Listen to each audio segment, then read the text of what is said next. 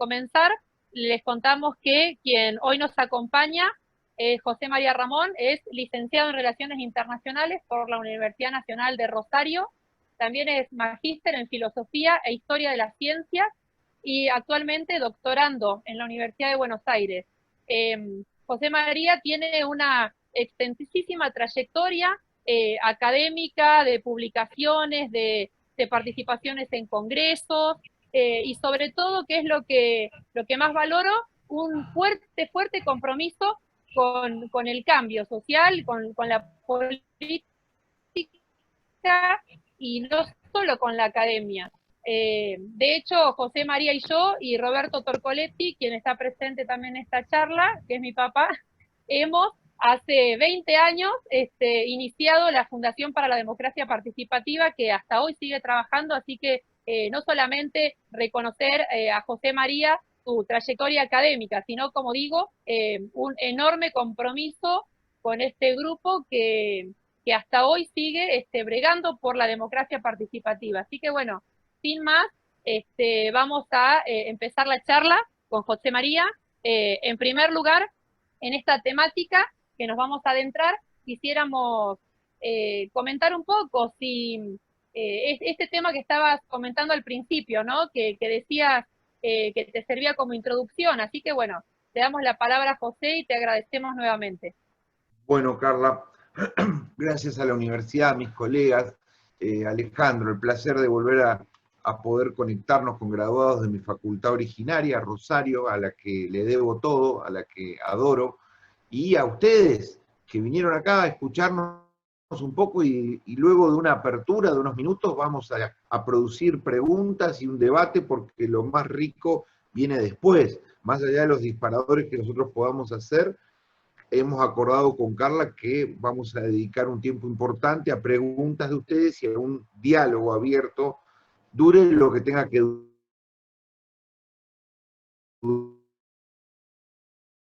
Tengo que decir que este libro debo agradecer, porque si no, no se es buena persona, a la Universidad Nacional de la Patagonia, quien me lo editó, me lo financió, a los 18 colegas que en México, en Colombia, en España, en Portugal, en Bolivia y en la Argentina, trabajaron conmigo para poder pensar juntos qué es lo que estamos haciendo en las aulas, en la currícula, en la práctica, dentro de la formación de politólogos. Este no es un trabajo vinculado a teorías políticas o a análisis de la realidad social o institucional de la Argentina, sino es una mirada hacia adentro de lo que hacemos nosotros como disciplina, ¿no? Esto es lo primero. Por lo tanto, todo lo que hablemos va a tener ese articulador, una mirada íntima de qué está produciendo la Argentina e Iberoamérica sobre ciencia política. Dicho esto, y no quiero nombrar a todos los compañeros que me facilitaron, porque fueron 18 que van a estar en la contratapa del libro, lo van a poder ver, 18 colegas muy importantes de varios países, me llevaría mucho tiempo. Pero agradecerles fuertemente a ellos y a ustedes. Bien, vamos a empezar. El libro trata dos grandes campos de problemas. Hoy vamos a abordar, porque no nos alcanza el tiempo, solo una dimensión, y vamos a dejar para otro encuentro, si es que esto interesó en algún momento de este año o el año que viene, y si no, lo vamos a dejar nada más. Lo que vamos a dejar afuera va a ser el rol del estudio de nuestra propia disciplina, lo que nosotros observamos y lo que el libro plantea y lo que investigamos es que el politólogo joven o el estudiante de ciencia política no tiene idea de dónde venimos, es decir, cuál es la dinámica institucional, la historia interna de la propia ciencia, cuándo se fundó, hitos, momentos, desarrollo, perfiles, no sabe. No hay en ninguna materia de paso otro a un pie de página, que es mi forma de exponer. Aclaro, otro trabajo de investigación que aún no es libro, pero que lo será muy pronto, es la comparación de mallas curriculares. Es decir, es tomar, nosotros tomamos en el primer estudio 36 mallas curriculares, solamente de España, México y Argentina, 12 de cada una, y hicimos un estudio detallado, 2011, 2018 y 2021 va a ser el plan. Y ahí vamos a comparar cómo evolucionaron los planes a lo largo de estos 10 años en la ciencia política iberoamericana, ¿no? Muy bien. Pero una parte de ese trabajo ya se hizo. 2011, 2018 ya se hizo, ya se analizaron, se bajaron, se recopilaron, se tabularon las mallas curriculares de 36 ofertas académicas de 36 universidades distintas para observar, comparar, medir, etc. Lo primero que surge allí es el problema de la historia disciplinar. Es decir, no tenemos idea de dónde venimos. Este tema no lo vamos a tocar hoy, lo vamos a dejar para otro momento, no tenemos tiempo. Otro de los temas que no vamos a tocar hoy tiene que ver con esto que vos mencionabas, Alejandro, de Melo, de la ciencia política es una ciencia que, como las ciencias sociales en general, no reemplaza paradigmas. Y esto te produce un impacto pedagógico endemoniado. ¿Qué quiero decir con que no reemplaza paradigmas? En biología, en anatomía o en física, el manual dominante que sintetiza una introducción a la ciencia reemplaza a los autores, a las teorías y a los enfoques que en siglos pasados intentaban explicar el mundo. Esos errores, esas explicaciones, esas maneras de comprender el mundo fueron, digamos, reemplazadas por teorías más actuales. No hay un estudio en física o en astronomía o en biología de las teorías vigentes en el pasado, pero que ya no son más vigentes hoy. Eso sería un estudio de los perdedores, o un estudio de los intentos, o de las viejas teorías, por decirlo. Eso pertenece, en algún caso, podés encontrarlo en alguna instancia de posgrado. Pero cuando uno estudia ciencia política o estudia sociología, nadie muere. Y esto es un infierno. Nadie muere, es decir, no muere Aristóteles, no muere Platón, no muere San Agustín, no mueren los modernos, no mueren los contemporáneos, no mueren los actuales. Todos valen, todos sirven y se van acumulando de a carradas y de a pilas en el bagaje cultural de la historia de nuestra disciplina. Entonces nos encontramos con montones de autores que tienen 500, 750, 1000 años y están allí, en alguna unidad de alguna materia. ¿Eso qué provoca? Que la carrera y los profesores tengan que sí o sí ir a algún tipo de recorte, algún tipo de selección, porque no es posible estudiar todo eso.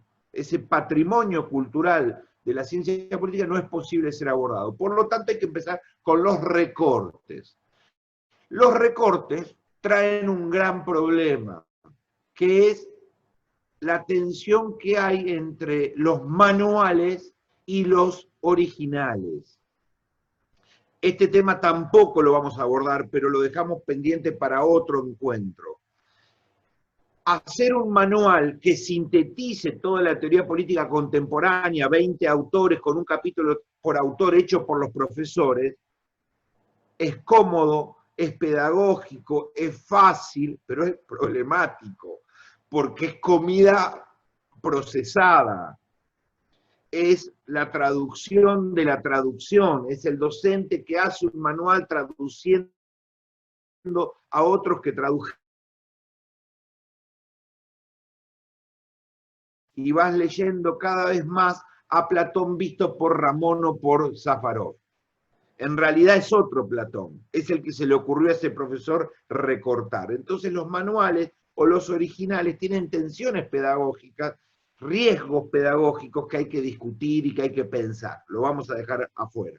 Otro de los temas que vamos a dejar afuera tiene que ver con el rol de los estudiantes y el perfil, lo que yo llamo un perfil de politólogo militante o un perfil de politólogo científico. Weber, ¿no? El político y el científico. Hay una gran tensión al interior de las carreras con una larga historia acerca de qué queremos formar. Si queremos formar intelectuales comprometidos con las luchas de su tiempo, líderes de movimientos y promotores de políticas, o queremos formar intelectuales y científicos y académicos.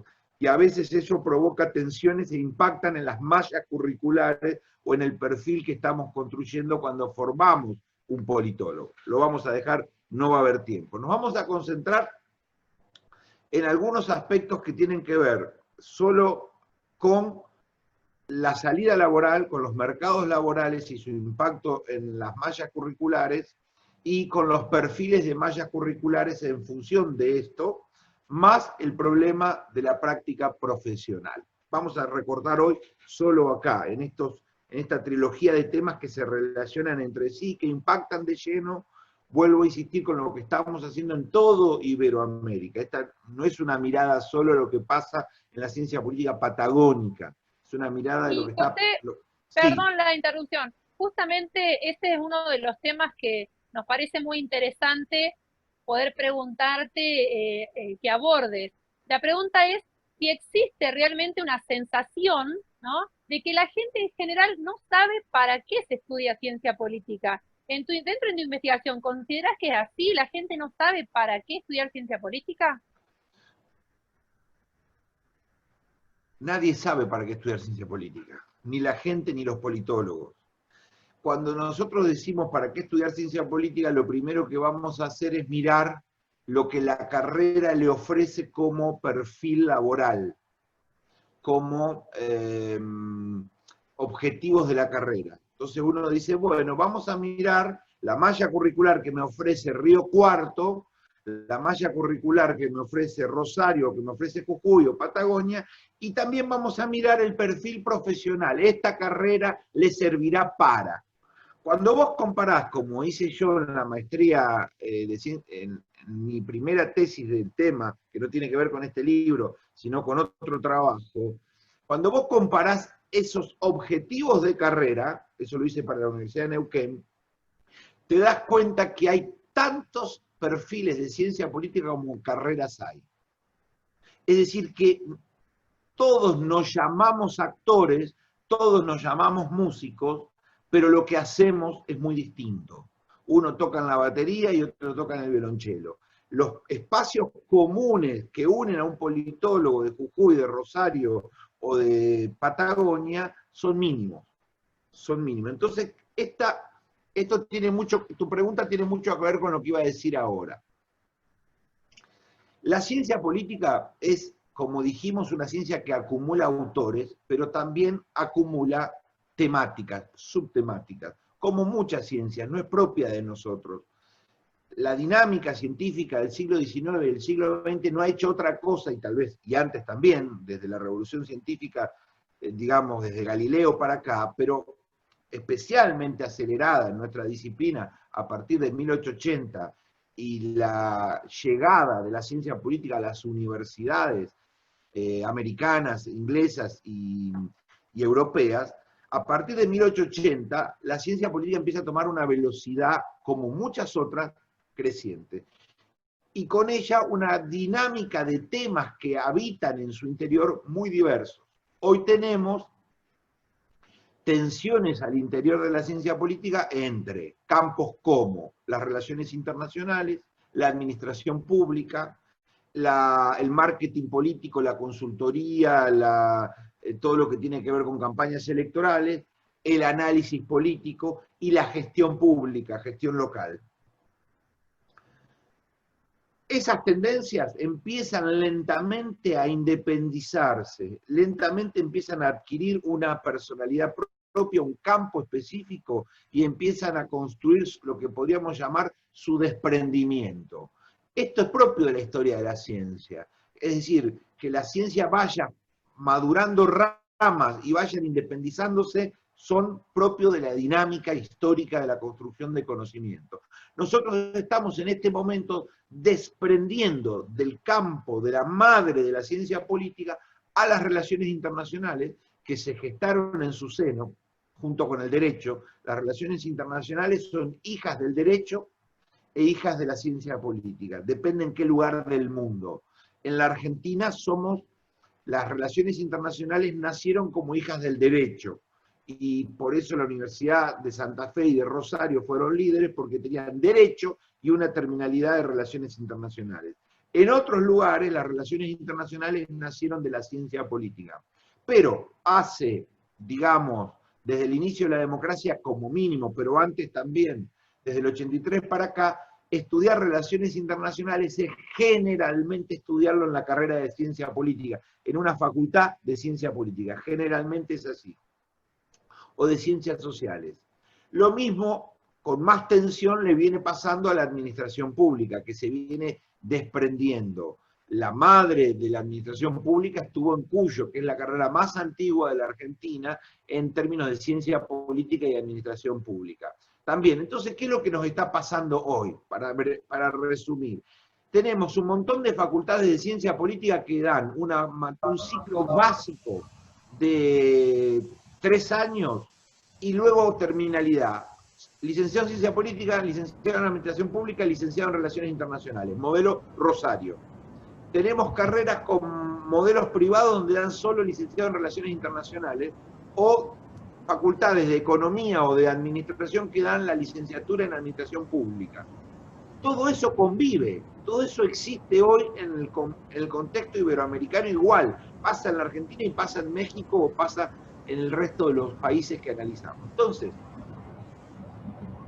esta sensación de no saber qué hace un politólogo, esta idea de que nadie sabe muy bien qué hace, es propio de una ciencia madre, dispersa, amplia, omnicomprensiva, que está constantemente buscando y reacomodando su perfil y su identidad y constantemente mutando. Ni siquiera los politólogos sabemos de qué se trata lo que hacemos. Adquirimos cierta personalidad. Algunos dicen, yo hago análisis político, yo hago relaciones internacionales, yo hago análisis electorales, yo hago administración pública. Y entonces allí sí te puede responder bien qué hace un politólogo. Pero cuando lo llevas a describir todo el campo, hacemos agua, porque es muy heterogéneo lo que hacemos. Y por lo tanto no le podemos pedir a la sociedad que tenga muy claro qué venir a buscar en nosotros cuando nuestro propio campo es inmensamente heterogéneo y de alguna manera caótico. Te doy otro ejemplo. En los estudios de las mallas curriculares estudiamos la denominación de materias. En 36 materias, en 36 carreras de ciencia política en 36 universidades iberoamericanas, nos encontramos con 1.600 denominaciones distintas de materia. Repito, en 36 carreras hay 1.600 nombres de materia que no se repiten. Nombres distintos. Vos me podrás decir, bueno, análisis político 1 es más o menos igual que análisis político latinoamericano o que análisis político internacional. Bueno, sí, son campos cercanos, pero son materias distintas. Entonces hay una infinita heterogeneidad de denominaciones de materias, 1.600 denominaciones distintas.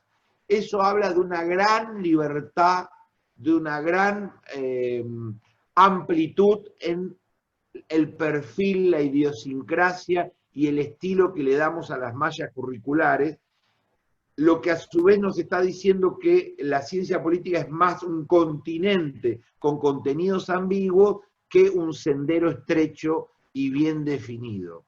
De esas 1.600 materias, podríamos decir que hay grandes campos, y ahí sí podemos encontrar más coincidencia. Hay una rama del derecho, una rama de la economía, una rama de la historia, mejor dicho, de las historias, en toda forma y color, de los derechos, de toda forma y color, derecho administrativo, derecho constitucional, derecho internacional público, en todas sus formas y colores, en una rama de los derechos, una rama de las economías en todos sus colores y dimensiones, una rama de las historias, una rama del análisis político con todas sus variantes, una línea de casos, muchas materias con estudios de casos, el caso del problema de la violencia en Colombia guerrilla y democracia, materia de segundo año, o el caso de los movimientos independentistas españoles de la década del 70, ¿no? Es decir, materias que estudian casos distintos, y luego tenés una rama de conjunto de materias que podríamos llamar metodológicas, que son las investigaciones, metodología y análisis, las metodológicas, que en teoría le enseñan a los estudiantes a hacer tesinas, a investigar, a escribir, en teoría. Y me olvido de alguna rama, la antropología y hay sociología quizás. ¿Cuál? Sociología quizás. Y la sociología, sí, por supuesto. Economía, los derechos, las sociologías, las historias. Bueno, las que acabo de mencionar y alguna más que me olvido. Eso sí, son grandes grupos de materias que están presentes en todas las mallas curriculares, pero desde un enfoque y de una heterogeneidad infernal. Esto hay que tenerlo claro. Ahora bien, para entender por qué estamos parados acá y cómo esto impacta en la búsqueda laboral y impacta en el tema del perfil del politólogo, que es lo que nos reúne a nosotros, tenemos que poder entender la historia de la disciplina, porque si no, no vamos a entender dónde estamos parados. Perdón, Alejandro, antes de que perdón, José María, antes de que continúes, teníamos la idea, como dije, de leer las preguntas después, pero están apareciendo en el chat una pregunta muy interesante que me parece que es para este momento. Dígame. Dice, entonces, los diferentes graduados en ciencia política, como licenciados, ¿no se definen por una rama o línea? Es decir, ¿cualquier licenciado de esta carrera puede realizar múltiples tareas, desde asesoramiento, organizaciones, entre otras, y por eso es heterogéneo? Bueno, hay que diferenciar en la persona que hizo la pregunta entre lo que la acreditación determina y en lo que se puede hacer, que son dos cosas distintas. Una cosa es el título. El título va a parecer una simplificación de toda esta complejidad. La CONEAO te va a aprobar el título de licenciado en Ciencia Política, licenciado en Relaciones Internacionales, licenciado en Administración Pública. Puede, en algunos casos que hay en la Argentina y en otros países, combinar licenciado en Ciencias Políticas y Administración Pública, o licenciado en Relaciones Internacionales con enfoque en integración latinoamericana, hasta ahí. Pero la titulación simplifica una enorme heterogeneidad. Es más o menos como ir todos a la universidad de música, recibirnos de licenciado en música, pero uno sale tocando la guitarra, otro sale tocando el violonchelo, pero a todos el título le dice licenciado en música. Esto es más o menos parecido. El título simplifica una disciplina, pero no tiene que ver con el recorrido epistemológico que hizo ese alumno en esa casa de estudio. El título va a decir músico, politólogo, pero lo que vivió adentro es otra historia. Cada uno de esos politólogos vivió una historia distinta. Y muy distinto a eso es lo que verdaderamente puede hacer. ¿Por qué? Porque allí, a esto quería ir hoy, allí nos encontramos con una historia de la disciplina que hay que conocer.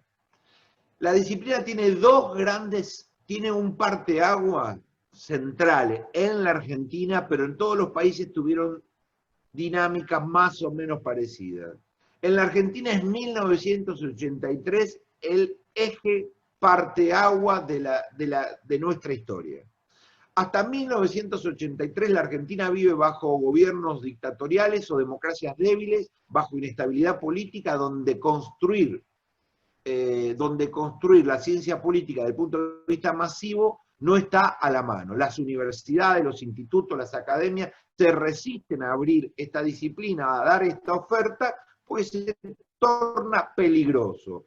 Ahí hay un montón de gente que enseña cómo es el poder, estudia el poder, debate los regímenes, eso incomoda, no está bueno, entonces la oferta de ciencia política es una oferta sumamente restringida. Hasta 1983, donde estudiar ciencia política es escaso en lugares. Se destaca El Salvador, se destaca Rosario, se destaca Cuyo, y muy pocos lugares más.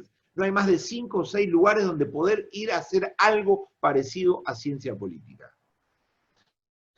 Eso que hacemos algo parecido a ciencia política tenía dos grandes ramas. La diplomacia, que siempre fue una rama que se llevó bien con los regímenes autoritarios, es decir, aún las dictaduras de todo el occidente necesitan diplomáticos. Y la formación de diplomáticos en los campos del derecho no generaron problemas. Pero sí la formación de politólogos, de analistas del poder, del funcionamiento del poder. Por lo tanto, la oferta fue muy restringida. ¿Y cómo fue pensada? Fue pensada con un perfil para un investigador, para un intelectual. Lo que había que formar en los pocos lugares donde se estudiaba ciencia política eran intelectuales de lo político, académicos que investigaran, que escribieran y que analizaran lo político, el poder. Si pudiéramos traducírselo a los más jóvenes que nos están escuchando, era algo así como una carrera que encuadraba perfecto en la carrera de investigador. Era una carrera que estaba pensada para crear intelectuales. ¿Y dónde podían trabajar los intelectuales en los lugares como la Argentina? En los centros de investigación. Poquitos centros, en el caso nuestro, el CONICET. Esta historia es hasta 1983. A partir de 1983 se produce un cambio drástico, dramático de nuestra disciplina hasta el día de hoy, que es la explosión y la masificación de ofertas en todo el país. Solo pasamos de 3, 4, 5 ofertas a 40, 50 ofertas de ciencia política en 20 años. Nada, en términos históricos, para una estructura de una nación, multiplicar por 5, por 6 una oferta en 20 años es a una velocidad impresionante. También la estructura universitaria argentina se multiplicó a esa velocidad. Se abrieron sedes, universidades nuevas, se fundaron todos los gobiernos, desde Alfonsín hasta el actual, todos los gobiernos fundaron al menos una o más universidades. Se abrieron nuevas universidades, pero, digamos, podemos decir que hay una masificación de la ciencia política, una masificación. Eso trajo un problema, que es el problema en el que estamos parados hoy. Hoy en la Argentina hay 20.000 colegas. Hoy en la Argentina hay 20.000 colegas activos. Y en el CONICET hay 150 investigadores. Repito, tenemos una masa de profesionales, colegas, de 20.000 y tenemos solo 150 sillas para hacer eso que supuestamente formamos, hacer intelectuales que se dediquen toda su vida a estudiar e investigar el poder. Bueno, perdón, José, y ahí a tu sorprendente estadística, sinceramente la desconocía, ¿tenés alguna idea de más o menos qué está haciendo el resto, que no son esos Sí, 50? por supuesto, sí, porque también hicimos 2 proyectos de investigación en mi universidad para estudiar un poco la mecánica de posgrado, de graduados, dónde están, qué hacen, qué quieren, con un proyecto muy lindo. Sí, hicimos 5 años de investigación ahí, pero también he ido a otras capacitaciones, Rosario también lo hizo, un seguimiento de graduados, muy bien. Esto es más o menos así. De 10 graduados que hay en la Argentina, de 10 graduados de ciencia, cuidado, que cuando hablo de graduados de ciencia política y hablo de 20.000 colegas, hablo en la versión restringida. Porque como no sabemos lo que es un politólogo, hay una versión restringida y hay una versión amplia. Por ejemplo, en la versión restringida está licenciado en ciencia política, licenciado en análisis político, licenciado en relaciones internacionales y análisis político o parecidos. Eso es la versión restringida. Pero hay una versión más amplia, que es profesor en ciencia política, profesor en formación ética y ciudadana, de a miles en los profesorados de todo el país. Personas que se dedican 4 años a estudiar lo ético y lo político para ser enseñado. Claro. Miren, no los estoy contando dentro de los 20.000. Tampoco estoy contando todas las tecnicaturas que hay en el país de gestión pública, gestión de la administración, gestión local, gestión del Estado, gestión del marketing político. 250.000. No sé, pero decenas y decenas. Cuando hablamos de 20.000 graduados, hablamos de la versión restringida, acotada. Eso es importante de señalar. Si agregáramos licenciados en administración pública, si a la administración pública la incluyéramos como una rama de la ciencia política, que podría ser pensado así, el universo se nos amplía infinitamente. Los de las carreras de económica dicen, no, esa es una carrera de las ciencias de la administración. Bueno, ahí hay como una disputa. Vuelvo. De 10 personas en versión restringida que se gradúan de ciencia política, menos de dos integran un centro de investigación o una carrera académica. Por carrera académica estoy hablando de alguien que más de 20 horas por semana se dedica a estudiar, a escribir, a enseñar, a hacer posgrado, participar en posgrado, más de 20 horas semanales. No estoy incluyendo allí una persona que es docente secundario, 35 horas por semana y tiene una ayudantía auxiliar simple en una materia de la facultad. Porque si bien está tratando de hacer una carrera académica desde el punto de vista clásico, el 90% de su tiempo está haciendo otra cosa. Entonces allí tenés otro problema, que son los part-time. Menos de 2 logran insertarse en algo parecido a esta idea de carrera académica, escritura, investigación, CONICET, centros de investigación provinciales, o lo que fuese. El resto se lleva, el gran lote se lo lleva la combinación, yo te diría 7 de 10, una combinación de trabajo estatal con docencia.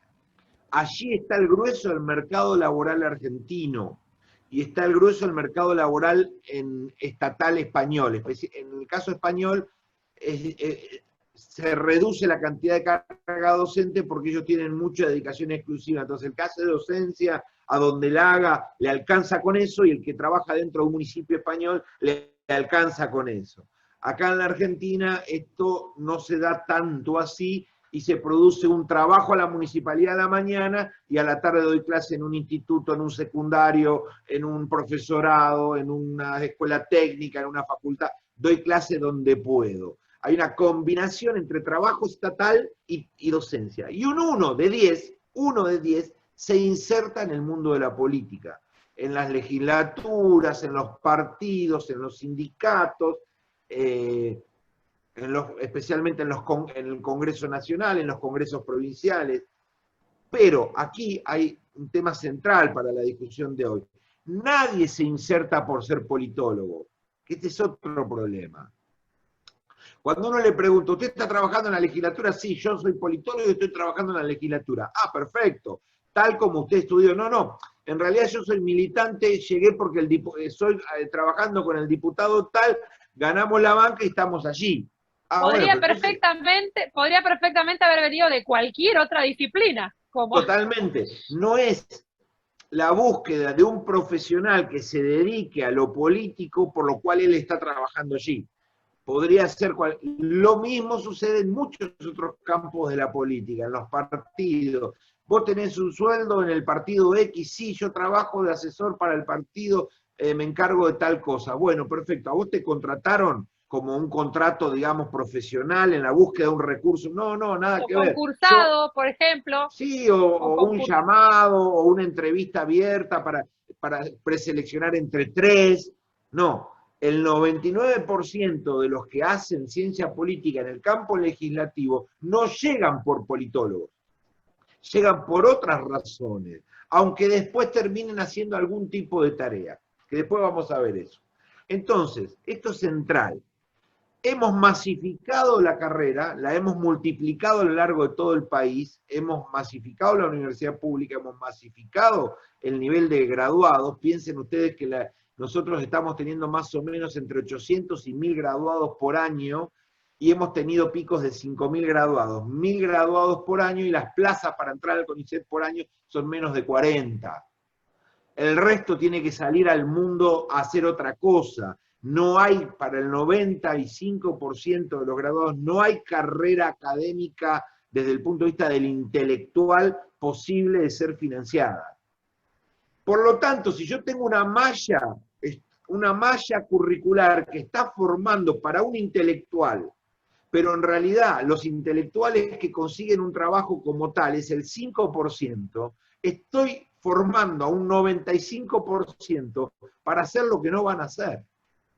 Estoy formando una gran masa de politólogos para un rol que no van a tener, para un trabajo que no van a conseguir, para una vida que no van a desarrollar. Van a hacer otra cosa. Entonces dicen, bueno, pero después viene la formación de posgrado, la experiencia práctica, y me voy acomodando con esto, me voy ajustando con esto. Sí, sí, pero al sistema le cuesta y a la práctica le cuesta. Entonces yo pregunto a todos los que nos están escuchando, si ustedes fueran un diputado provincial de tantas legislaturas provinciales, de las 24 legislaturas provinciales, o un concejal, ¿para qué competencias y funciones podrían contratar a un politólogo externo a su grupo político? Que no tiene nada que ver, lo contratan como contratan a un médico o como contratan a un ingeniero.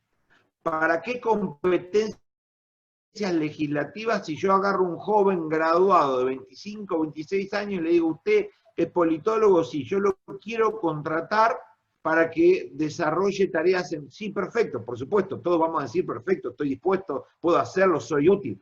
Pero cuando yo miro su formación, ¿ese politólogo sabe de redes sociales, sabe de comunicación política? No.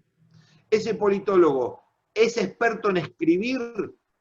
No. Problemas para la escritura, el 70% de las carreras no tienen tesis de graduación y los trabajos de escritura están en caída. ¿Ese politólogo tuvo formación en oratoria, en comunicación corporal, cosa de que pueda ser un animador sociocultural? Mire, usted va a dar las charlas. No. Este que contrato puede tenerlo o no, pero la carrera no lo formó para eso. ¿Este politólogo tiene habilidades en materia de elaboración legislativa? Usted, si yo lo contrato, ¿está en condiciones? No me pida 7 meses para aprender. Usted, la semana que viene, ¿está en condiciones de construir una normativa sobre el tema tal? No, no lo vimos en ningún lado. ¿Usted sabe lo que es un expediente en la administración pública? No, no lo vimos en ningún lado. ¿Sabe cuáles son los pasos, los contrapesos, los controles? No, no lo vimos en ningún lado. Bueno, entonces, ¿qué es lo que está pasando en el campo de lo público? Después vamos a analizar un poco más, a desgranar un poco, porque no todo es lo mismo, no todo es igual, no hay una problemática homogénea. Es que estamos formando para un desempeño que no van a hacer, y el desempeño que realmente van a hacer, lo tienen que aprender a los golpes después. ¿Esto cómo se subsana? ¿De qué manera se puede amortiguar? Es un problema que tienen muchas profesiones y muchas dinámicas académicas, no es solo la nuestra. Pero ¿cómo se amortigua? Bueno, se amortigua con lo que llaman las orientaciones, se amortigua con las ofertas de posgrado, o se amortigua con lo que llaman las optativas. Y José María, te pregunto, en relación exactamente a esto que decís, quizá para no tener que terminar en estos complementos que estás mencionando, a tu criterio, ¿qué tendrían que hacer las universidades? Quizás, ¿qué áreas deberían modificar? ¿El área de extensión? ¿El área de diseños curriculares? ¿El área de investigación? ¿Cuál es tu opinión? No, las universidades, a mi humilde opinión, debieran poder construir ofertas complementarias y no superpuestas. Doy un ejemplo. La Universidad Nacional de la Patagonia tiene 2 sedes a 400 kilómetros de distancia, ciencia política. En las 2 se enseña lo mismo. Un diseño inteligente debería en una sede enseñar ciencia política con orientación en relaciones internacionales y en la otra sede debería enseñar ciencia política con orientación en administración pública. Y el estudiante que desea una u otra poder moverse en ese circuito cercano de una ciudad o la otra y irse a vivir allá o acá. La Argentina no tiene estructura financiera para darle a cada estudiante una universidad en su pueblo, que este es otro problema. La idea de que cada estudiante, los miles y miles, no se muevan de su ciudad y tengan toda la oferta universitaria en su propio pueblo. Esto ha llevado a ciertas condiciones absolutamente inviables, donde no hay recursos humanos, donde no hay alumnos, hay ofertas académicas a lo largo de toda la Argentina que están agonizando de hace años, con 1, 2, 3 alumnos en las aulas, 3, 4 profesores por materia. O sea, trae un grave problema esto de repetir en cada ciudad una universidad y meter las 40 carreras en Viedma, en Madrid, en Trelew, en Comodoro, en Neuquén, en Esquel.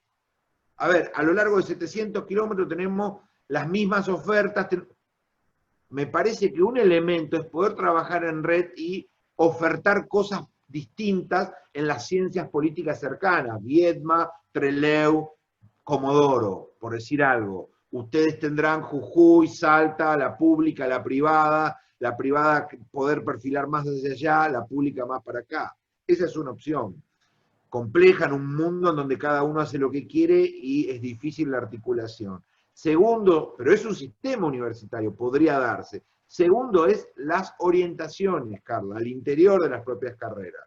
La posibilidad de que la propia carrera en tercer año, segundo año, depende, el alumno ya pueda elegir una orientación profesional que le permita orientarse laboralmente, no esperar a terminar 5 años y medio para después ver hacia dónde quiere ir dentro del campo de la ciencia política, las orientaciones. Tercero, las optativas. Y cuarto, y aquí viene el último tema que les quiero plantear para empezar a disparar, las pasantías. Las pasantías.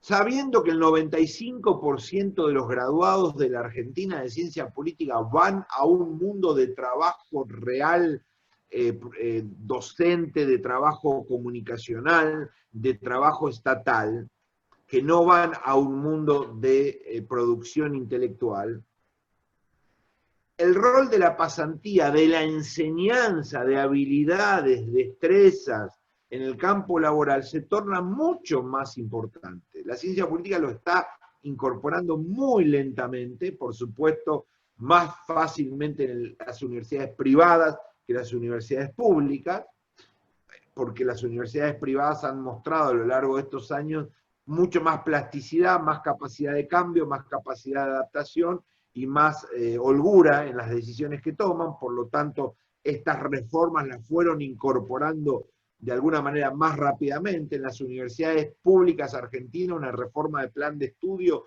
no demora menos de 5 a 6 años de pelarse los cuernos. Es decir, la reforma de un plan de estudio en una universidad pública es algo muy complejo, en donde se disputa todo el poder, todos los intereses de cátedra, de tribus, de grupos, de escuelas, de teorías, y por lo tanto reformar un plan de estudio es algo muy complejo. Y para meter las pasantías al interior de la currícula vos tenés que reformar los planes de estudio. Hay lo que se llaman las pasantías extracurriculares, que es otra cosa, que es a modo de becas, de acuerdos entre las facultades con las instituciones, empresas, Estado, en donde se ofrecen becas para que los estudiantes se inserten. Pero esas pasantías no son condición para aprobar la licenciatura. Esas pasantías son un extra, un bonus track, a veces una changa económica, son optativas y pertenecen al campo de lo voluntario. Se hace cuando se puede y cuando se quiere. Las pasantías a las que yo me refiero son las mismas que la práctica docente de un profesorado docente. Un profesorado, para ser docente, si no hizo práctica docente 3 años consecutivos en un aula, cada vez más complejo, cada vez más demandante, no va a obtener el título de maestra. Necesita ir al aula como condición para graduarse. Esto existe en muy pocas carreras de ciencia política y yo creo que le aportaría cierta orientación al estudiante sobre el mundo real en el que se va a insertar y cierta presión para que empiece a tomar cursos extra de hacia dónde quiere ir. Cursos, en algún caso, de redes sociales. Por ejemplo, pensar hoy en un politólogo que no entienda de redes sociales, para el grueso de los trabajos a los que yo me estoy refiriendo, es un obstáculo, ¿no? Comunicación, bueno, un montón de otros saberes que hay que irlos incorporando en cursos complementarios. Ahí viene el rol del posgrado y de las optativas. En la Argentina hemos tomado, ahora estamos mejorando mucho en los últimos 5 o 6 años, y hacemos cursos de posgrado, seminarios de posgrado, más cortos, más flexibles, menos problemáticos, pero nosotros fundamos la idea del posgrado como una cosa muy exigente, muy cargada, muy pesada la clase dominante académica argentina. Hacer una maestría era invertir 3 años y medio como mínimo. Hacer un doctorado era hacer una tesis de 400 páginas e invertir 5 años como mínimo. Eso se tornaba completamente elitista, era para formar una camada a los francés, a la carrera francesa, en donde vos tenés una élite absolutamente concentrada, donde vos destinaste al menos 11 años consecutivos a estudiar sin prácticamente hacer otra cosa. Pero dejaba afuera al 95% de los profesionales que salían a los 26 años a trabajar en diversas cosas y que de ninguna manera podían financiarse un doctorado 5 años en una ciudad lejana. Bueno, y en ese sentido, perdón, sí, te quiero hacer justo la siguiente pregunta, que es, vos hablabas de la realidad actual, hablas de esto ahora. Entonces, mi pregunta es, en las universidades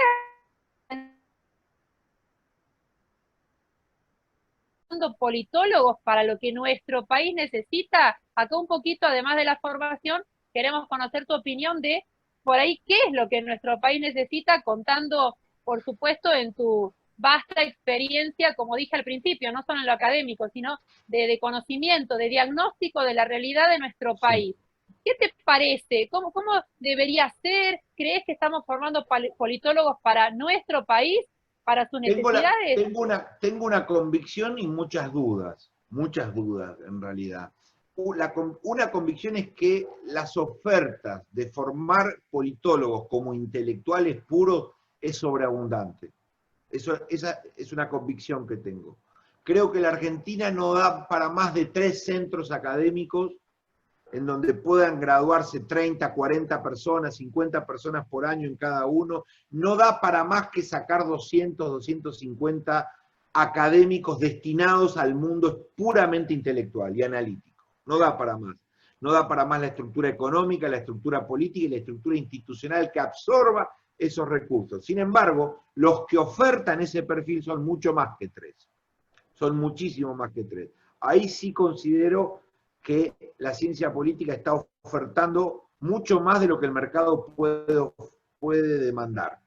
Hay carreras como Rosario o como la UBA que este perfil lo hacen muy bien, que podrían especializarse en ese perfil de formar intelectuales para CONICET, para algún otro centro de estudio, para los recursos humanos de doctorado. Es decir, bueno, tenemos 2, tenemos 3, tenemos 4 universidades.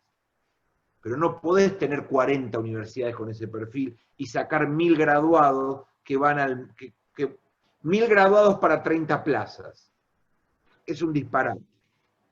Esa es una convicción. La segunda es, ¿qué necesita una sociedad? ¿Qué servicios puede brindar una carrera como ciencia política a una sociedad? Bueno, está muy claro que el Estado argentino en su dimensión nacional, provincial y municipal carece de todo tipo de estructura de profesionales suficiente para darle la calidad que los argentinos o que la teoría o que el enfoque promedio aspiran.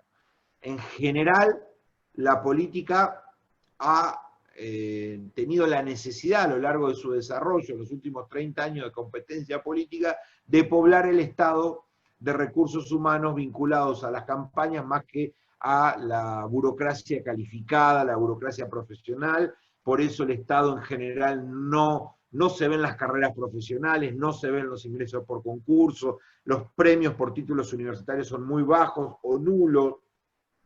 En Patagonia, una carrera, entrar al Estado y tener un título universitario te puede significar menos de 5% o de 6% de diferencia salarial con el que no terminó el secundario para hacer lo mismo. Es decir, los estímulos para formar una burocracia de alta calidad son muy pocos y están muy malos. Pero allí hay una gran necesidad, hay una gran deficiencia y es importante que la ciencia política mire al Estado en todas sus dimensiones como un foco de trabajo, como un servicio a mirar, como algo a desarrollar. Para eso hay que cambiar muchas materias. Si vos vas a poner al Estado como uno de los 3 o 4 focos para los que querés preparar tus recursos, tenés que pensar tu malla curricular muy distinta. Porque tu malla curricular en general, no digo en todos lados, en general está pensando un intelectual. Alguien que analice mucho los clásicos, que se pase 5 o 6 materias con teoría política moderna, siglo XV, siglo XVI, siglo XVII. Bueno, está pensando un intelectual que rastree conceptos, que pueda abstraerse de la realidad. Bueno, analistas de políticas públicas, articuladores de equipo, capacidad de planificar, capacidad de moverse dentro de una maraña de normativas. Entonces tenés que fortalecer, entender de procedimientos administrativos y otros recursos que los tenés que ir mechando en esas currículas, por un lado. Por el otro lado está, me parece un campo hermoso que está todo por despegar, es el tema de la comunicación política. Allí la ciencia política tiene montones de cosas para brindar, mucho más en la revolución de las comunicaciones a la que estamos asistiendo, donde construir un medio de comunicación es cada vez más fácil, más barato, y donde un politólogo con 1, con 2, con 3 puede inmediatamente hacer un aporte significativo desde YouTube, desde una radio online, desde un Twitter o de distintos lugares de comunicación política, o inclusive de los medios tradicionales trabajando en programas o en lugares de comunicación de diversos tipos. La comunicación política, el análisis político para medios, para la sociedad, es un campo que puede seguir creciendo mucho más. Puede seguir creciendo mucho más. Creo que va a seguir creciendo mucho más, viene creciendo mucho. Uno entra a YouTube y encuentra espacios de comunicación de analistas políticos cada vez mayores, más diversos, más ricos, de todo el mundo y en todas las lenguas. Y este proceso recién está empezando. Allí me parece que hay todo un campo que está para explorar. Y la otra cuestión tiene que ver, que para mí es un elemento central, es, bueno, cómo aportar a el campo de la sociedad civil. ¿Cómo podemos pensar un politólogo que se inserta o brinda un servicio en organizaciones no gubernamentales, en colegios profesionales, en cámaras de industria y comercio?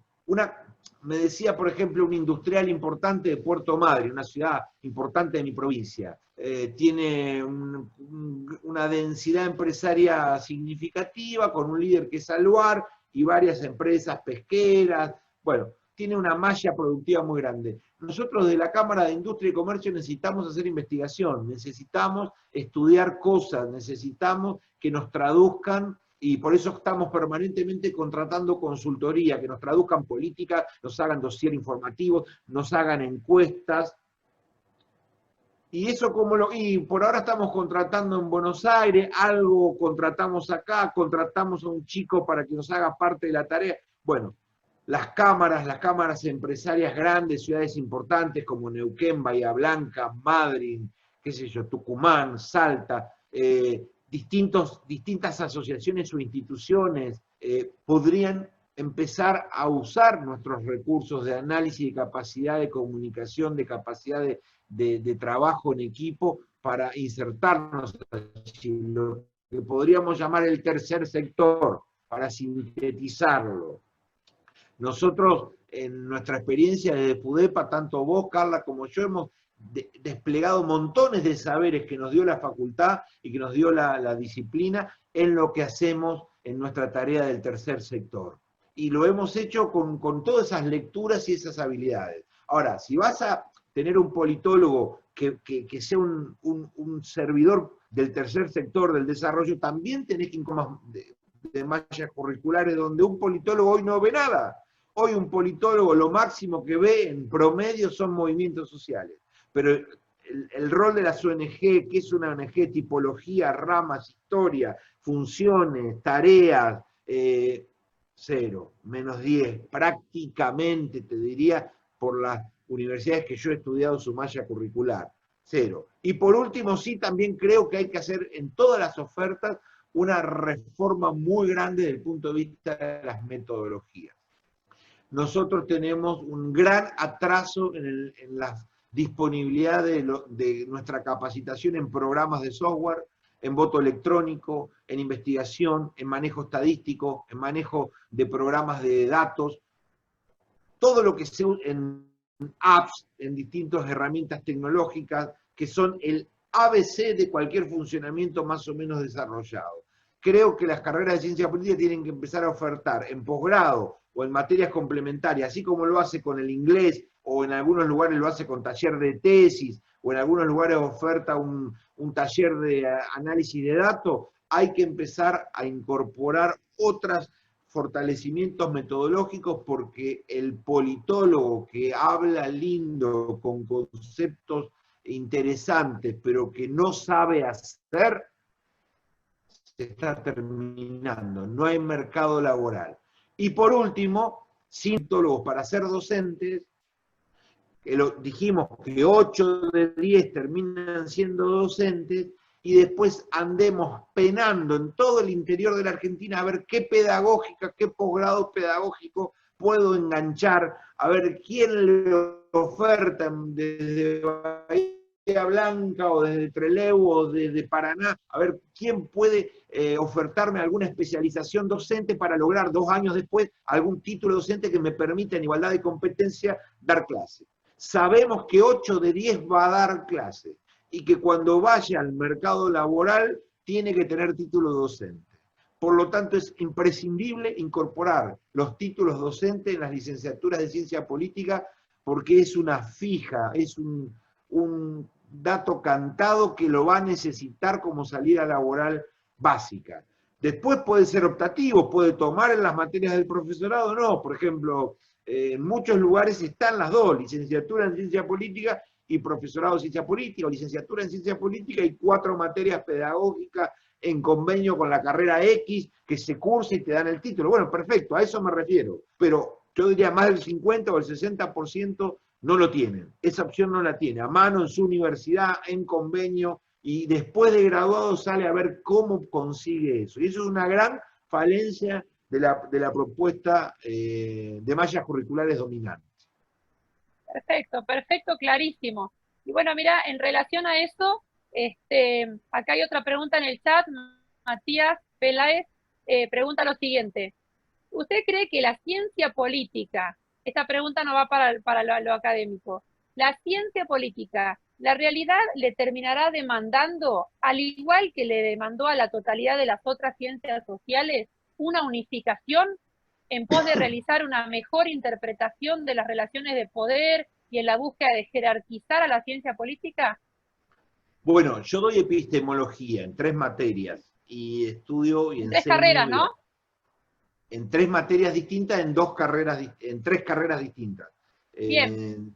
En la carrera de economía, en la carrera de contador y en la carrera de ciencia política doy epistemologías, cada una epistemología distinta, pero básicamente estudiamos esto de cómo se va comportando la ciencia. Y coincido totalmente con el que me preguntó acerca de que las ciencias, como una rama nítida, autónoma y redonda para abordar los problemas, está agotado. Lo que muestra la dinámica de las ciencias sociales para lo que estudian la realidad es que vos lo que vas haciendo es especializándote en problemas, no en ciencia. Nadie ya se especializa en ciencia política. Ya no hay especialistas en relaciones internacionales. No existen. Lo que hay es especialistas en Medio Oriente. Lo que hay es especialistas en Mercosur. Lo que hay es especialistas en movimientos sociales y el problema del hábitat. En el analfabetismo en barrios populares, que hicieron su maestría, su posgrado, sus libros, sus investigaciones, y han trabajado 30 años junto con otros sobre ese problema. Entonces, lo que está articulando el conocimiento no son las carreras, sino los problemas, en la vida real, luego de la formación. Esto ya se planteó muchas veces en distintas reformas educativas. Se intentó sugerir que salgamos de un esquema tan férreamente disciplinar, de enseñar historia, geografía, matemática y economía, para pasar a enseñanza de problemas transdisciplinarios, donde puedan ser enseñados desde distintos lugares. Es otro debate, hoy no tenemos ese tiempo, pero sí es real que lo que está articulando las investigaciones, el desarrollo, las preocupaciones, los equipos, el financiamiento, las vidas de las personas son los problemas, no las ciencias. Y eso tiene que modificar la formación que tenemos. Exacto, exacto, tal cual. Bueno, José María, un poco para ir resumiendo todo esto, nos gustaría, saliendo un poco de esto tan interesante que contás, que en base a la investigación que hiciste, el recorrido que hiciste para editar este libro, para terminar en este compendio interesantísimo con tantos colaboradores, nos gustaría por ahí que nos cuentes alguna anécdota, alguna experiencia interesante que te haya pasado como investigador en el recorrido para llegar a este libro.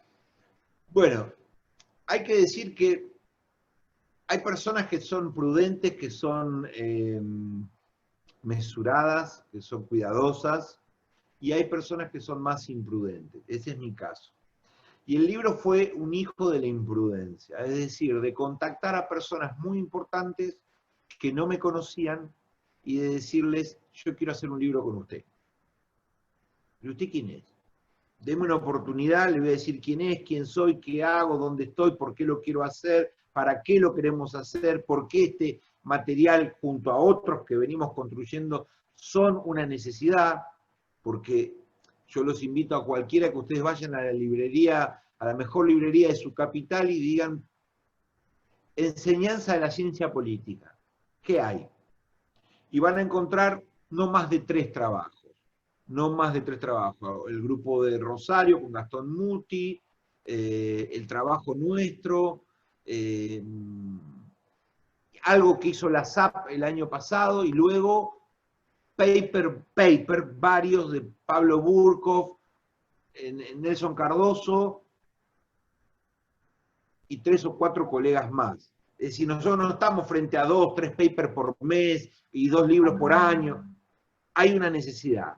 Acá y mucho más en otros lugares. Entonces, bajo esa necesidad, analizada en congresos, fui diciéndole a un montón de gente, mire, acá existe una necesidad. Tenemos que empezar a formar a los jóvenes docentes, porque yo veo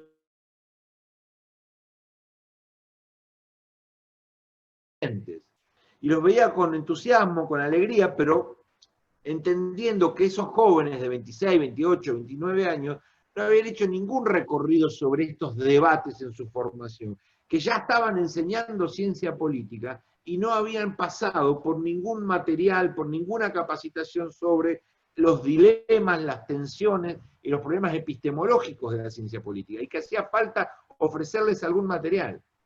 Después, si no querían leer o no, bueno, ese es otro 2 mangos aparte. Entonces, bajo esto empecé a escribirle a gente.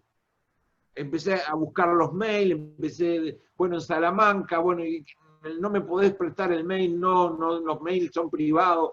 Juan, yo sí lo tengo, lo consigo a Pedro. Y ahí estuve como un año seduciendo, porque antes de hacer este libro se hicieron entrevistas grabadas por Skype. Recuerdan que antes de Zoom grabábamos en Skype. Cuando Skype tenía el monopolio. Claro, los más jóvenes no se acordarán, pero hace, no sé, 5 años atrás, la única manera de grabar algo así era por Skype. Bueno, se hicieron una serie de entrevistas por Skype con ellos, había que convencerlo, quién era FUDEPA, qué hacía la Universidad Nacional de la Patagonia con Guadalajara, con el DF de México, qué buscás, y nosotros teníamos que explicarle que lo que buscábamos era comparar cómo se enseñaba en uno en el otro lado, comparar los problemas de las aulas, comparar los programas, y que necesitábamos esas voces. Así que una de las anécdotas que puedo contar e invitar a los demás a hacer lo mismo es no amilanarse por lo lejos que están, o por lo que dice su currículum, o por los recursos económicos que tienen. Si tienen un objetivo que es producir algo, es ofertar algo, láncense, y el no ya lo tienen, Finalmente el libro no pudo incorporar todos los aportes porque se logró muy buena recepción, y nos quedamos con una selección, porque quedó mucho material afuera. Después todo lo que tiene que ver con la paciencia, la perseverancia de esto, seguir a una veintena de personas para que mande su paper, es todo un trabajo, y entrevistarlo, y después qué escribo yo, cuál es mi análisis, mandárselo para ver. Bueno, esa es una historia, ¿no? Hacer algo sin el backup ni la espalda institucional que debería pensar que uno pudiera hacerlo, podría aportarlo como anécdota. Fue de caradura, de aventurero, de irresponsable de alguna manera este trabajo. Y después sí, también otra anécdota es que la difusión de los materiales, los debates de los materiales, sí requieren prestigio. Yo me di cuenta que en el trabajo del libro se recopiló mucha información, pero que en la distribución y en los foros de debate, si no era de la élite politológica argentina, bajaba mucho el interés. La compra, la distribución, porque ¿qué es lo que sucede? La SAP ha liderado la ciencia política, la SAP tiene, digamos, 100, 150, 200 colegas que participan más o menos activamente, con una muy fuerte impronta de CONICET, hay gente súper capa, súper importante, pero le ha dado a la ciencia política ese sello, el sello de que para hablar de ciencia política es mejor tener doctorado, estar en el CONICET, escribir en inglés, trabajar en Naciones Unidas o en un organismo importante. Hay como hubo, no sé ahora en los últimos años, pero hubo un olor a, hay una ciencia política de primera y hay una masa de politólogos de relleno, un ejército de reserva en el interior, en las provincias, que están allí ganándose el mango, pero que hacen otra cosa, hacen una ciencia política de segunda, digamos, un trabajo de politólogos, pero no están en estas ligas. Y entrar a esas ligas para poder recibir las presentaciones de libros, para poder recibir el apoyo de las editoriales que consultan a estas personas, es problemático. Y este libro se enfrentó a esas restricciones que me imagino muchos otros colegas se habrán enfrentado también con sus propios libros, con sus propios trabajos. Hay una élite, y esa élite, como en todo, porque somos politólogos, estudiamos estos temas, las élites tienden a concentrar el poder, tienden a concentrar las relaciones y a usufructuar de ellas. Y esto es parte del juego. Perfecto, perfecto, clarísimo. Bueno, antes hay varias preguntas. Sí, algunos quieren saber cómo llegar a tu libro. Algunas personas decían que no se pudieron conectar al principio, que nos cuentes bien el título, cómo adquirirlo. Bueno, yo le voy a mandar a Carla para que incorpore en papel 2 o 3 ejemplares, pero les voy a enviar el texto gratuito porque ya el libro no se vende más, se agotó. Yo vendí todos los ejemplares que se hizo y hoy estamos muy lejos de que la universidad reedite el libro porque hay un caos económico absoluto y hay restricciones de todo tipo, así que ni este año ni el año que viene se va a poder reeditar. Así que Carla, te lo voy a mandar a vos en PDF y vos administrás y lo compartís y de paso aprovechás a contactarte con los inscriptos porque vos me invitaste a una jornada a fin de mes muy linda, que quiero pasar el aviso, después pasarlo, porque a lo mejor, no sé si todos la conocen, en la que estás trabajando, y bueno, metelo como gancho, el que se inscriba en las jornadas le llevo el libro, así le apoyan un poco a Carla en las actividades que están haciendo ahí con Alejandro, porque también se necesita apoyo y acompañamiento. Así que el libro te lo mando a vos y que te lo pidan a vos, Carla. Te agradecemos muchísimo, muchísimo, porque este gesto de generosidad todos sabemos que hoy en día no abunda, así que te agradecemos. Bueno. Antes de pasar a otra pregunta, les cuento a todos los que están en el evento que nuestra universidad les va a otorgar un certificado por asistir a este conversatorio, así que quienes quieran, por favor, nos envían un correo electrónico o dejan acá en el chat su DNI, su nombre y su DNI lo dejan en el chat o al correo electrónico al que se inscribieron y les llegará un certificado en formato digital.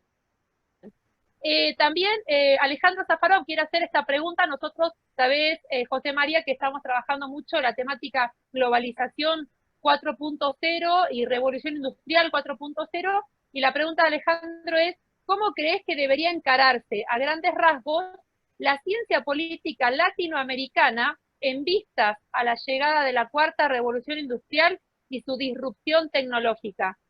Mira, te lo digo de corazón, Alejandro, hace 5 o 6 días estaba pensando de nuevo, volviendo a pensar, cuál sería un posgrado que fortalezca un politólogo sobre el futuro. No sobre el pasado, no sobre los clásicos, no sobre historia de las humanas, sobre América Latina, sobre los regímenes, sobre la democracia, no. ¿Qué materias debería tener un posgrado para un politólogo que se quiere adentrar en empezar a pensar lo que viene? ¿Qué materias? Y eso estaba pensando, ¿cómo armar un posgrado de futuro, no? Así que a mí me parece central que los politólogos entiendan que la revolución tecnológica, la nueva, o hemos tenido montones de revoluciones tecnológicas violentas como esta que se avecina, es clave en la reestructuración de la sociedad. Si nosotros queremos estudiar el poder y la sociedad, el Estado, el gobierno, el poder, tenemos que entender cuáles son las dinámicas sociales que lo van a impactar. Una es la revolución tecnológica y hay que hacer, sin duda, un abordaje sobre el tema, lo que ustedes llaman 4.0. La otra, la manipulación de la vida. Vamos a un mundo en donde la manipulación de la vida se masifica, se acelera, se diversifica con colores, formas impresionantes y desafíos intelectuales enormes. Entre ellos, recuerden que pasamos de 200 millones de dólares o 500 millones de dólares invertidos para hacer el primer mapeo del mapa genético humano, más un montón de inversión pública en el que Clinton lo inaugura en el 95, a 1.500 dólares mapeo genético tuyo en el laboratorio de la esquina. Esto está pasando hoy. Hoy las empresas, hoy las sociedades mapean los genes de las personas a costo prácticamente cero. Se va masificando, se va acelerando y vamos conociendo los intríngulis de la vida. Y con ellas, conclusiones, perspectivas, amenazas. Una línea, el de la biopolítica. Habrá que analizarlo. Tercera cuestión, no para de envejecer las sociedades. Una ciencia política que siga pensando en las sociedades que tenemos, en vez de las sociedades que vienen, es una ciencia política que mira por el espejo retrovisor del auto, no va mirando para adelante. Vamos a sociedades donde las personas mayores a 60, 70 y 80 son cada vez más. Y eso modifica todos los órdenes del tiempo libre, el trabajo, el votante, la manera de participación, montones de dinámicas sociales vienen de la mano de una sociedad de viejos a la que estamos entrando, que no conocíamos.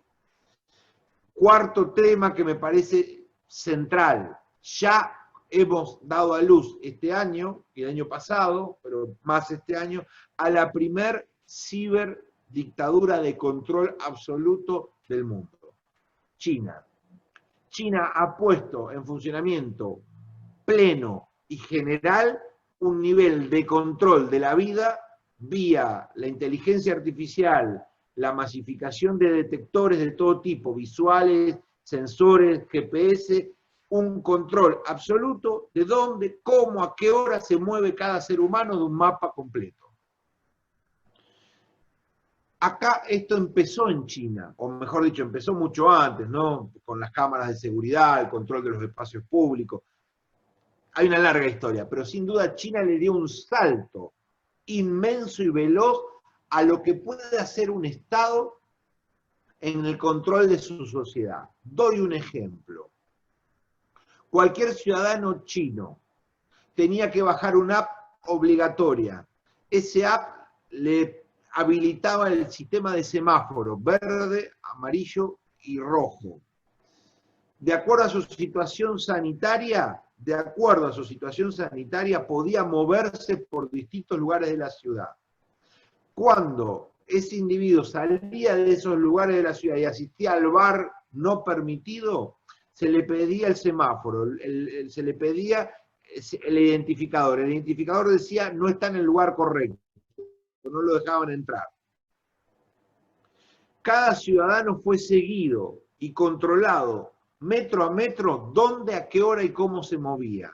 Ahora pasamos de ese sistema de control absoluto, que pensamos que nunca iba a ser posible digitalizar todo eso a tiempo real en miles de millones de personas, porque no estamos en una experiencia piloto de una pequeña comunidad y se lo aplicamos a 500 individuos.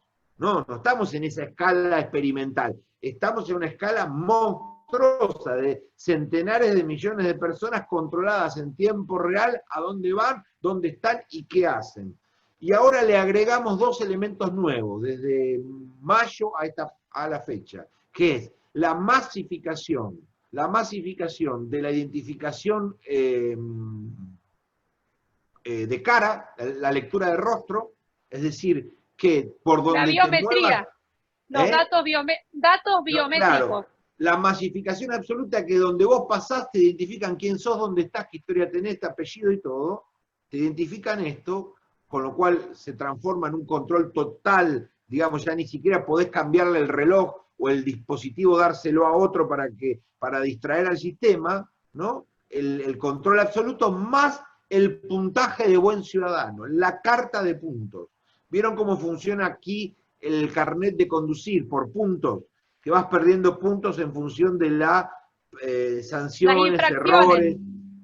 Sí, en función de sanciones o errores, se te van quitando puntos hasta que perdés el carnet. Digamos, funciona en muy pocos lugares del país, pero está funcionando.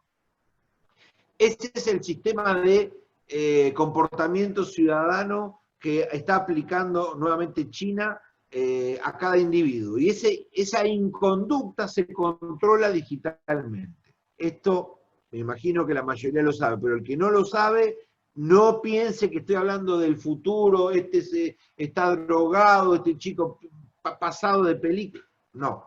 Entra a la Deutsche Welle, a los documentales de Deutsche Welle, que es la televisión alemana de primera calidad. Entonces, un cientista político que no está mirando la pérdida de empleo y la robotización definitiva del grueso de las actividades industriales y repetitivas. Un politólogo no está mirando la extensión masiva de la vida en sociedades donde el 40% tiene más de 70 años. Un politólogo no está mirando los controles y los dispositivos biológicos y los controles absolutos desde los puntos de vista electrónicos, está mirando un canal viejo.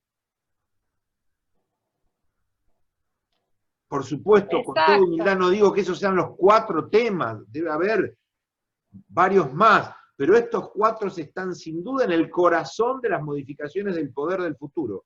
No tener seminarios, no tener revistas, no tener posgrados, no tener conversatorios sobre estos temas y cómo van a impactar en las políticas públicas, en el Estado, en la represión, en las libertades individuales, en las votaciones, es estar mirando para atrás. Y ni hablar si le agregamos la Big Data, que es increíble que hoy, ya con la experiencia del Brexit y la experiencia de Donald Trump en las elecciones con Cambridge Analytica y la manipulación absoluta de los datos en las redes sociales, no podamos preguntarle a un politólogo después de 6 años qué es la Big Data, cómo se utiliza en política, qué se está haciendo hoy. No sé, no lo vi, nunca vimos nada parecido.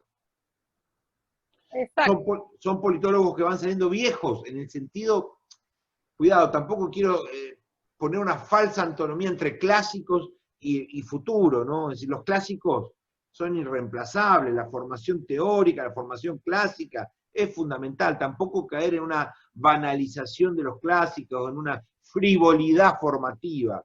No caigamos en una frivolidad donde lo importante es el futuro y no el pasado. Pero cuidado que ambas cosas juegan un rol, ¿no? Exacto. Bueno, José María, la verdad es que muchos de nosotros seguiríamos charlando mucho más, pero bueno, nuestro compromiso era cerrar en este horario, así que te agradecemos enormemente los valiosísimos aportes que hicieron en el chat. Varios...